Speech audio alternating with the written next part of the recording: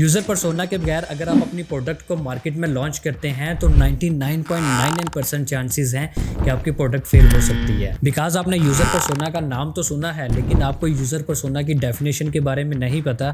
आपको ये भी नहीं पता कि यूज़र पर्सोना वर्किंग कैसे करता है और आप अपनी प्रोडक्ट को लॉन्च कर रहे हैं मार्केट में। इवन अगर आप वेबसाइट डिज़ाइन कर रहे हैं तब भी आपको यूज़र पर्सोना की प्रॉपर अंडरस्टैंडिंग होनी चाहिए। सो यूज़र पर्सोना है क्या, यूज़र पर्सोना की डेफिनेशन क्या है, यूज़र पर्सोना के लिए हमें कौन कौन सी डिटेल्स को माइंड में रखना होता है और हम लोग खुद का यूज़र पर्सोना कैसे क्रिएट करें विद प्रॉपर एग्जांपल, वो हम लोग टोटली इस वीडियो में कवर करेंगे। अस्सलाम वालेकुम, मेरा नाम अली हसन है। अगर आप इस चैनल पे न्यू हैं तो ये है हमारी UI UX डिज़ाइनिंग कोर्स की वीडियो नंबर 13। अगर आपने ये कोर्स प्रॉपर ज्वाइन नहीं किया तो नीचे डिस्क्रिप्शन में आपको लिंक मिल जाएगा। अपार्ट फ्रॉम दैट यहाँ पर ऊपर आई बटन आ रहा होगा, यहाँ पर क्लिक करके आप हमारी होल प्लेलिस्ट को गो थ्रू कर सकते हैं। अपार्ट फ्रॉम दैट इस होल स्लाइड का जो लिंक है वो मैं हमारी डिस्कॉर्ड कम्युनिटी पे अपलोड कर दूंगा।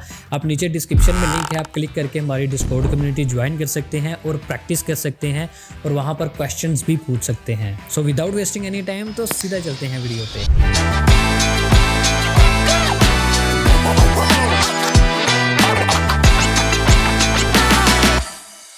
सो welcome to the screen. Actually अभी हम लोग ये देखते हैं कि यूज़र पर्सोना बेसिकली है क्या और यूज़र पर्सोना की डेफिनेशन क्या है और यूज़र पर्सोना हम लोग खुद कैसे क्रिएट कर सकते हैं। सो सबसे पहले देखते हैं कि यूज़र पर्सोना की डेफिनेशन क्या है। A user persona is a fictional representation of the ideal user. So ये इसकी डेफिनेशन है। अभी हम लोग इसके ऊपर प्रॉपर आते हैं और मैं आपको प्रॉपर गो थ्रू भी करवाऊंगा। सो अभी हम लोग क्या करते हैं, नेक्स्ट पॉइंट पे चलते हैं। User persona is based on this user research and covers the need, goals and observed behavior patterns of the target audience। अब ये जो यूज़र पर्सोना है ये आपकी 4 डिटेल्स के ऊपर प्रॉपर बेस कर रहा होता है। जो आपकी 4 डिटेल्स हैं वो क्या हैं? Personal detail, professional detail, user environment and psychographics. अब पर्सनल डिटेल में क्या आता है आपका, यानी कि जो यूज़र है उसकी एज आ जाती है, उसका जेंडर आ जाता है, उसका पर्सोना ग्रुप लाइक वो ट्रैवल करता है या उसका पर्सनल रिलेशनशिप स्टेटस आ जाता है कि वो मैरिड है या सिंगल है। उसकी होल जो है वो पर्सनल डिटेल के बारे में आप जानते हैं। सो इसके बाद आ जाता है आपका प्रोफेशनल डिटेल। प्रोफेशनल डिटेल में कि वो जॉब होल्डर है या फिर एजुकेशन कर रहा है या फिर पार्ट टाइम जॉब कर रहा है। उसके बाद आ जाता है आपका यूज़र इन्वायरमेंट। इसमें अब देखते हैं कि वो किस टेक्नोलॉजी को यूज़ कर रहा है, कहाँ पर वो अपना ज़्यादा टाइम स्पेंड कर रहा है, चाहे वो लड़की है चाहे वो लड़का है, वो यूट्यूब को ज़्यादा यूज़ कर रहा है, इंस्टाग्राम, टिकटॉक या किस प्लेटफॉर्म को वो ज़्यादा यूज़ कर रहा है। सो उसके बाद आता है आपका साइकोग्राफिक्स। साइकोग्राफिक्स में आप उसका एटीट्यूड देखते हैं, आप उसका इंटरेस्ट देखते हैं, उसकी मोटिवेशन या पेन पॉइंट्स देखते हैं कि उसको क्या चीज़ पसंद है, क्या चीज़ नहीं पसंद, किस चीज़ में उसका इंटरेस्ट है, किस चीज़ में नहीं इंटरेस्ट। सो ये आप सारे के सारे 4 पॉइंट्स को माइंड में रख के देन आप एक यूज़र पर्सोना क्रिएट करते हैं। अब यूज़र पर्सोना क्रिएट कैसे किया जाता है वो मैं आपको डिटेल में बताता हूँ। सो ये मैंने यूज़र पर्सोना क्रिएट किया है होटल बुकिंग प्लेटफॉर्म के लिए, ठीक है। इसमें एक्चुअली क्या होता है, इसमें सबसे पहले नंबर पे तो आपका जो नेम और पिक्चर जो होती है वो आपकी फिक्शनल होती है। अभी ये जो डेमोग्राफिक्स होती है इसमें आपके 5 पॉइंट्स आते हैं या फिर आप और भी कर सकते हैं। अब इसमें जो मैंने पॉइंट्स लिए हैं वो है name, age, occupation, location and status. ऐसे ही जो मेरी हॉबी है, ठीक है, इसमें जो है हमारी पर्सनल डिटेल आ जाती है यूज़र की, ठीक है, डेमोग्राफिक्स में। और जो इसके बाद जो नेक्स्ट स्टेप आता है वो आता है हॉबी।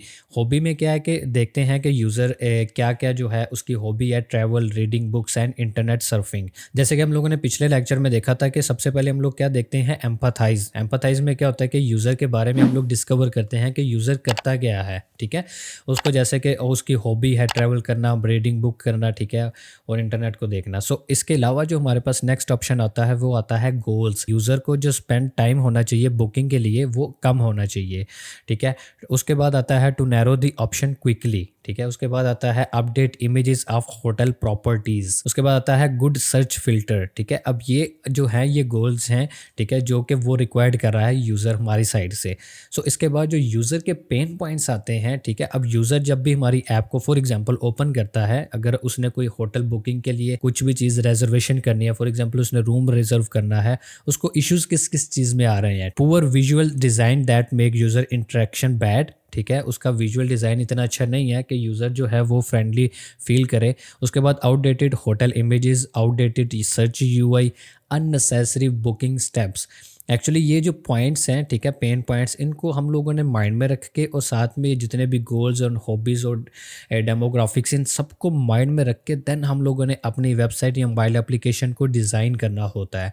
ठीक है, pain points are the major, क्योंकि उसमें है कि आपका जो यूज़र है वो अगर आपकी ऐप या वेबसाइट को यूज़ करे तो वो यूज़र फ्रेंडली होनी चाहिए। अब इसके बाद जो है हम लोग एक और प्रोजेक्ट क्रिएट करेंगे, ठीक है, हम लोग एक प्रॉपर वेबसाइट बनाएंगे जिसमें हम लोग यूएक्स डिज़ाइन के प्रोसेस को माइंड में रखेंगे और साथ में जो है यूज़र पर्सोना, ये सारे के सारे जितने भी हम लोगों ने पॉइंट्स यहाँ पर कवर किए हैं, इनको माइंड में रख के देन हम लोग एक वेबसाइट डिज़ाइन करेंगे जिसमें आपको प्रॉपर अंडरस्टैंडिंग हो जाएगी कि कैसे हम लोग यूज़र पर्सोना को माइंड में रख के, ठीक है, यूज़र के जो यूएक्स डिज़ाइन प्रोसेस हैं उनको भी माइंड में रख के एंड देन इंटरेक्शन उसके ऊपर इंप्लीमेंट करके कैसे हम लोग एक क्रिएटिव सा डिज़ाइन बना सकते हैं। आई होप सो कि आपको ईच एंड एवरीथिंग के बारे में क्लियर अंडरस्टैंडिंग हो गई होगी कि यूज़र पर्सोना क्या है, कैसे आपने खुद का यूज़र पर्सोना क्रिएट करना है। स्टिल अगर आपके माइंड में कोई क्वेश्चन है तो नीचे कमेंट में मुझे पूछ सकते हैं। सो मिलते हैं नेक्स्ट वीडियो में, तब तक के लिए